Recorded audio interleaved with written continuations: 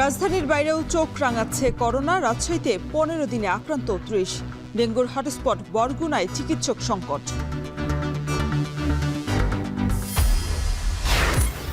কক্সবাজারের অরক্ষিত সৈকতে বাড়ছে মৃত্যু। পর্যটকদের নিরাপত্তায় মাত্র 5 কিলোমিটার এলাকায় নিয়োজিত লাইফগার্ড।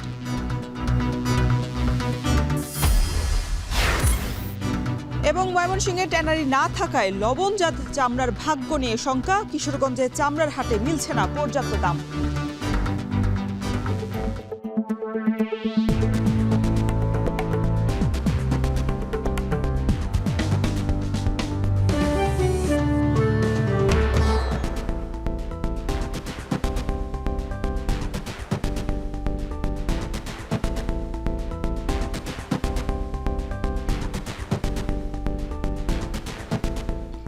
স্বাগত জানাচ্ছি এখন জনপথে, সঙ্গে আছি শরীফ রওশন। রাজশাহীতে বাড়ছে করোনায় আক্রান্তের সংখ্যা। ল্যাব টেস্টে 15 দিনে 30 জন আক্রান্তের সন্ধান মিলেছে। জরুরি প্রয়োজনে হাসপাতালে প্রস্তুত আছে বিশেষায়িত ওয়ার্ডও। সজীব আহমেদের ক্যামেরায় রাকিবুল হাসানের প্রতিবেদন।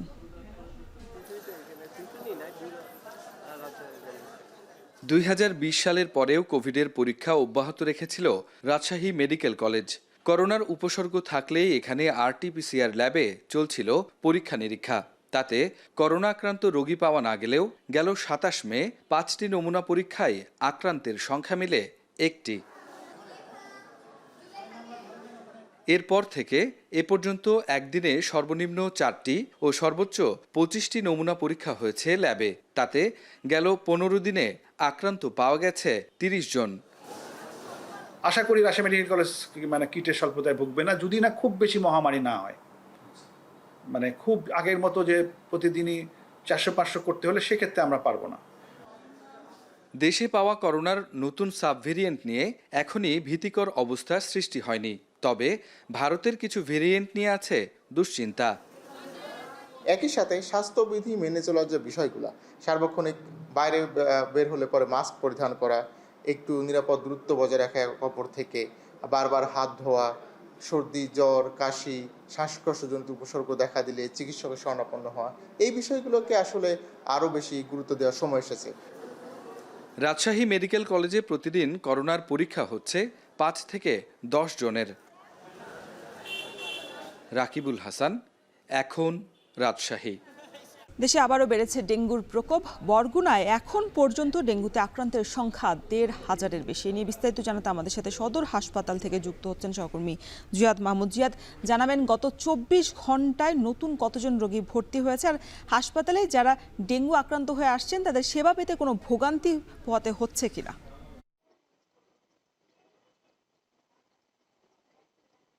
রশদ, আমি যে ওয়ার্ডটিতে রয়েছি আপনি দেখছেন, এই ওয়ার্ডে গতকাল 2 জনের মৃত্যু হয়েছে ডেঙ্গুতে আক্রান্ত হয়ে। আপনাকে স্বাস্থ্য অধিদপ্তরের যে তথ্য সেটি জানিয়ে রাখছি যে গতকাল 11 জন পর্যন্ত দেশে 5,300 জন ডেঙ্গু রোগী শনাক্ত হয়েছে, যার মধ্যে 1,544 জন ডেঙ্গু রোগী বরগুনার। এবং আপনাকে জানিয়ে রাখি যে বরিশাল বিভাগের মধ্যে 60% এবং সারা দেশের মধ্যে 25% আক্রান্ত সংখ্যা কিন্তু বরগুনা জেলায়। এবং এখানে চিকিৎসক সংকট রয়েছে, পাশাপাশি আইসিইউ কিংবা সিসিইউ সুবিধা না থাকায় এখানকার রোগীরা বেশিরভাগই কিন্তু প্লাটলেট যখন নিচে নেমে যাচ্ছে তখন কিন্তু তাদের অন্যত্র পাঠিয়ে দেওয়া হচ্ছে। এবং এখানে যারা সচেতন মহল তারা বলছেন যে এই জনপদে ডেঙ্গুর প্রাদুর্ভাব এত বেশি কেন, সে বিষয়ে কিন্তু সেই কারণ খুঁজতে যে সংশ্লিষ্ট কর্তৃপক্ষ আছে তাদেরকে অনুরোধ জানাচ্ছেন। এবং একই সাথে ঢাকা থেকে কিংবা বরিশাল থেকে একটি বিশেষ টিম এসে যাতে এই দুর্যোগকালীন সময়ে এখানে তারা সেবা প্রদান করে থাকেন সে বিষয়ে কিন্তু তারা অনুরোধ জানিয়েছেন। এখন কিন্তু এই বরগুনার সার্বিক অবস্থা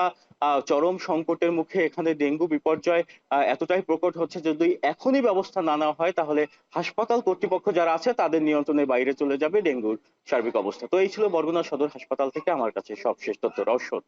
ঈদ উদযাপন শেষে জীবিকার তাগিদে ফের বন্দর নগরীতে ফিরতে শুরু করেছেন কর্মজীবী মানুষ। ভোগান্তি এড়াতে ছুটি শেষ হওয়ার আগেই ফিরছেন অনেকে। নিয়ে বিস্তারিত জানাতে আমাদের সাথে চট্টগ্রামের সীতাকুণ্ড থেকে যুক্ত হচ্ছেন সহকর্মী ফাইসাল করিম। ফাইসাল, যারা ফিরছেন তাদের সড়কে কোনো ভোগান্তি পোহাতে হচ্ছে কিনা, চিত্রটা কি সবশেষ জানাবেন?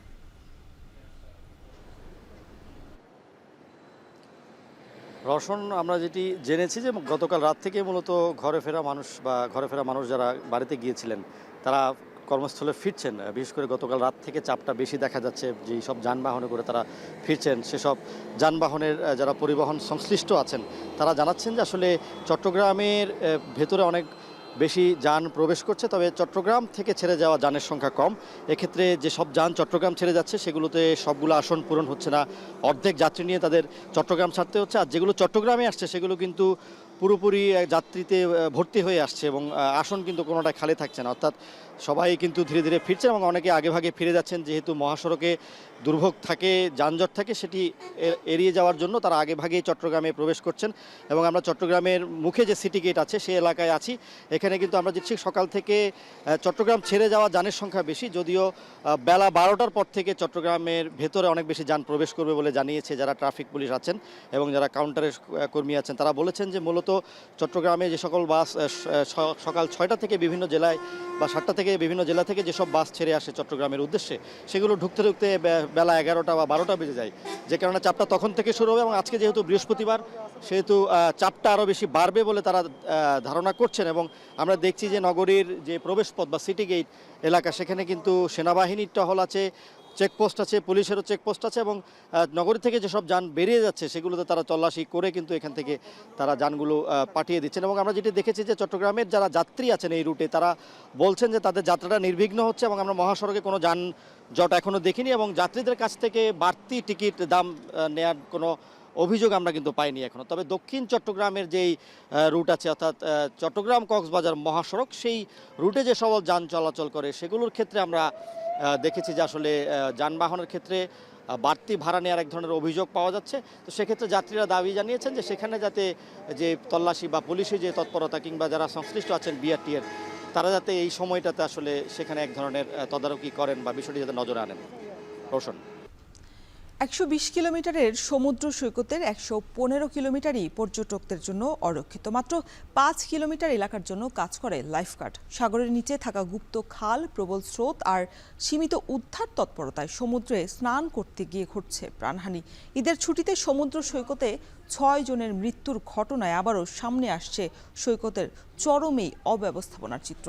মন্তস বেতকের প্রতিবেদন। ঈদুল আজহার ছুটিতে মাত্র 3 দিনেই কক্সবাজার ভ্রমণ করেছেন 3 লাখের বেশি পর্যটক। তাদের 90% গিয়েছেন সাগরে নামতে। কিন্তু এই আনন্দঘন মুহূর্তের পেছনেই লুকিয়ে আছে ভয়ঙ্কর ঝুঁকি। সাগরের নিচে সৃষ্টি হয়েছে একাধিক গুপ্ত খাল ও স্রোতের ফাঁদ। অনেকেই বুঝতেই পারেন না কখন তারা নিরাপদ এলাকা ছেড়ে প্রবেশ করেছেন মৃত্যু ঝুঁকির জোনে। গত 3 দিনে সমুদ্রে ডুবে মারা গেছেন পর্যটক সহ অন্তত 6 জন। গত 10 বছরে এ সংখ্যা অন্তত 60। সমুদ্রের মতো যাবে, মানুষ আসতেছে, এত দূরে না যেয়ে যদি নিজের সাবধানতা বজায় রাখে তাহলে এটা খুব কমে আসবে এই দুর্ঘটনাগুলো। এখানে দেখাশোনা করার জন্য লোকজন বাড়াইতে হবে। সৈকতের কলাতলি থেকে লাবণী পর্যন্ত মাত্র 5 কিলোমিটার জুড়ে কাজ করছে সি সেফ লাইফগার্ড নামে বেসরকারি একটি সংস্থার 27 জন উদ্ধারকর্মী। কিন্তু বাকি 115 কিলোমিটার টেকনাফ থেকে কলাতলি এবং শৈবাল পয়েন্ট থেকে নাজিরা টেক পর্যন্ত সম্পূর্ণ অরক্ষিত। এই এলাকায় যদি কেউ নিখোঁজ হন, ওই অঞ্চলগুলোতে উদ্ধার কার্যক্রম প্রায় অসম্ভব হয়ে পড়ে। তাদেরকে আমরা কিন্তু পালাক্রমে নিষেধ করতেছি, আমরা একটা টিম যাচ্ছি, নিষেধ করতেছি যেন ডেঞ্জারের জন্য না যায়। মাত্র 27 জন লাইফগার্ড মাত্র 3টি পয়েন্টেই এই সেবাটি দিচ্ছে। এইখানটায় বর্তমানে প্রয়োজন অন্তত 100 জন লাইফগার্ড। কক্সবাজারের অতিরিক্ত জেলা ম্যাজিস্ট্রেট জানালেন, পর্যটকদের নিরাপত্তা নিশ্চিত করতে লাইফগার্ড ও বিচকর্মীর সংখ্যা বাড়ানোর পরিকল্পনা এবং জনসচেতনতা সৃষ্টিতে কাজ করছে প্রশাসন। রাত 3টা-4টা পর্যন্ত মোবাইল রেসপন্স করছি। কখনো কখনো কোনো বিচে এমন দেখেছি 12টা, 1টা, 2টা সময়ও কেউ পানিতে নামছে। এটি খুবই অনভিপ্রেত, এটি কাম্য নয়। পর্যটকদের সচেতন হতে হবে। বাংলাদেশের সবচেয়ে জনপ্রিয় পর্যটন গন্তব্য কক্সবাজারে বিলাসবহুল হোটেল মোটেল রয়েছে অনেক, কিন্তু পর্যটকদের জীবনের জন্য প্রয়োজনীয় নিরাপত্তা এখনও নিশ্চিত হয়নি। কবে এই উদাসীনতার অবসান হবে সেটাই এখন বড় প্রশ্ন। এখন কক্সবাজার। ময়মনসিংহে কোনো ট্যানারি না থাকায় লবণজাত চামড়ার ভাগ্য নির্ভর করে চামড়া কিনতে হাটে আসা ট্যানারি মালিকের প্রতিনিধিদের ওপরই। তবে সরকার নির্ধারিত দাম এবং ট্যানারি মালিকদের ওপর আস্থা রাখতে পারছেন না স্থানীয় চামড়া ব্যবসায়ীরা। ইমতিয়াজ আহমেদের প্রতিবেদন। ময়মনসিংহের সবচেয়ে বড় চামড়ার হাট শম্ভুগঞ্জ।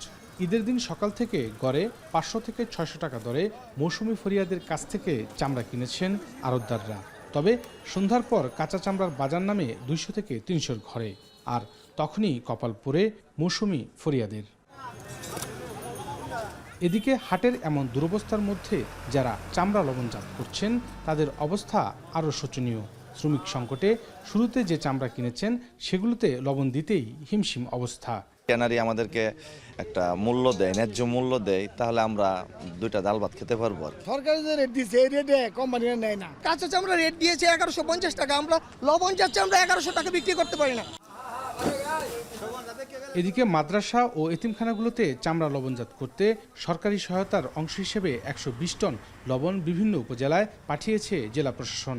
চামড়া শিল্পটাও বাংলাদেশে রাইজিং, সো চামড়া শিল্পটাকেও আমাদের গুরুত্বের সাথে আমরা বিবেচনা করে কোনো চামড়া যাতে এটা দেশের বাইরে পাচার না হয়ে যায় সেই জন্য কিন্তু একই নির্দেশনা আমি আমার বর্ডার আউটপোস্ট পর্যন্ত সকলকে একই নির্দেশনা দেয়া হয়েছে। শনিবার শম্ভুগঞ্জে বসবে জেলার সবচেয়ে বড় চামড়ার হাট। সেখানে ট্যানারি মালিকদের উপর নির্ভর করবে মৌসুমি চামড়া ব্যবসায়ীদের ভাগ্য।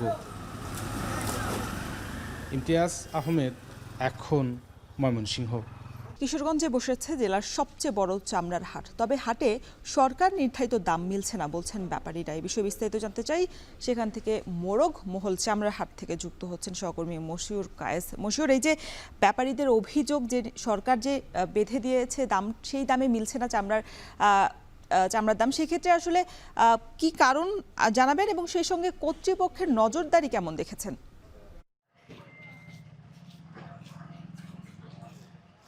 রোশন, এই চামড়ার যে হাটটি রয়েছে জেলার সর্ববৃহৎ, এখানে কিন্তু আসলে এই কোরবানি ঈদকে ঘিরে কিন্তু জেলার বিভিন্ন অঞ্চল থেকে আসলে ব্যাপারীরা কাঁচা চামড়া নিয়ে আসে এবং তারা প্রথমত তারা যে চামড়াটা কেনার পরে লবণজাত সহ যে প্রস্তুতকরণটা থাকে তাদের, এই প্রক্রিয়া শেষে এখানে তোলার পরে তাদের যে প্রত্যাশিত দামটা সেটা কিন্তু বড় গরুর চামড়াটা কিন্তু 1000 থেকে 1100 টাকা পর্যন্ত তারা বলছে যে তাদের খরচ হচ্ছে। কিন্তু এই হাটে আসলে দাম মিলছে কিন্তু 700 থেকে 800 টাকা পর্যন্ত। এ বিষয়ে আসলে ব্যাপারীরা যে বলছেন যে ট্যানারির যে প্রতিনিধিরা এসছেন তাদের কাছ থেকে তারা প্রত্যাশিত দামটা পাচ্ছেন না।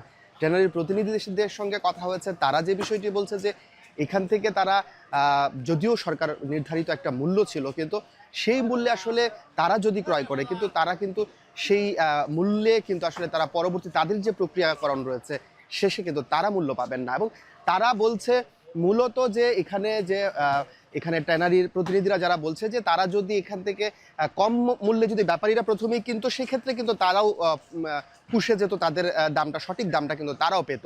তো এই জন্য কিন্তু আসলে এখানে একটা পাল্টা অভিযোগ রয়েছে ব্যাপারী এবং ট্যানারির প্রতিনিধিদের মধ্যে। এই ছিল আমার কাছে কিশোরগঞ্জ থেকে চামড়ার বাজারের সর্বশেষ তথ্য। আবারও সিলেটের বিভিন্ন সীমান্ত দিয়ে 40 জনকে পুশিন করিয়েছে ভারতের সীমান্তরক্ষী বাহিনী বিএসএফ। বৃহস্পতিবার ভোর রাতে জৈন্তাপুরের মিনাটিলা এবং মোকামপুঞ্জি দিয়ে 40 জনের পুশিনের ঘটনা ঘটে। বিজিবি জানায় জৈন্তাপুর উপজেলার মোকামপুঞ্জি সীমান্ত এলাকা দিয়ে রাত 3টার দিকে 9 শিশু এবং 4 নারী সহ মোট 17 জনকে পুশিন করা হয়। এছাড়া একই উপজেলার মিনাটিলা সীমান্ত এলাকা দিয়ে পুশিনের সময় আটক করা হয় আরও 23 জনকে। আটককৃতরা সবাই লালমনিরহাট এবং কুড়িগ্রাম জেলার বাসিন্দা। ফেনী শহরতলির 5 গাছিয়া এলাকার ডোবা থেকে জুবাইর রাবিন নামের 5ম শ্রেণীর এক শিক্ষার্থীর মরদেহ উদ্ধার করা হয়েছে। সকালে বাড়ির পাশের ডোবা থেকে তার মরদেহ উদ্ধার করা হয়। Rabin Chittagong BF shine school and কলেজের শিক্ষার্থী। নিহতের পরিবার জানায় ঈদের ছুটিতে বাড়িতে এসেছিলেন তারা। বুধবার দুপুর থেকে নিখোঁজ হয় রাবিন। পরে সকালে রাবিনের মরদেহ ডোবা থেকে উদ্ধার করা হয়। পূর্বশত্রুতার জের ধরে পরিকল্পিতভাবে হত্যা করে ডোবায় রাবিনের মরদেহ ফেলে রাখা হয়েছে বলে অভিযোগ করেছে পরিবার। তবে ময়নাতদন্তের পর মৃত্যুর প্রকৃত কারণ জানা যাবে বলছে পুলিশ। এই ছিল এখন জনপদের আয়োজনে। এখন টেলিভিশন ওয়েবসাইটে দেখতে ভিজিট করুন www.ekhon.tv। এছাড়া ফেসবুকে দেখতে ভিজিট করুন facebook.com/tv.ekhon এবং ইউটিউবে যুক্ত থাকতে ভিজিট করুন youtube.com/c/ekhon tv।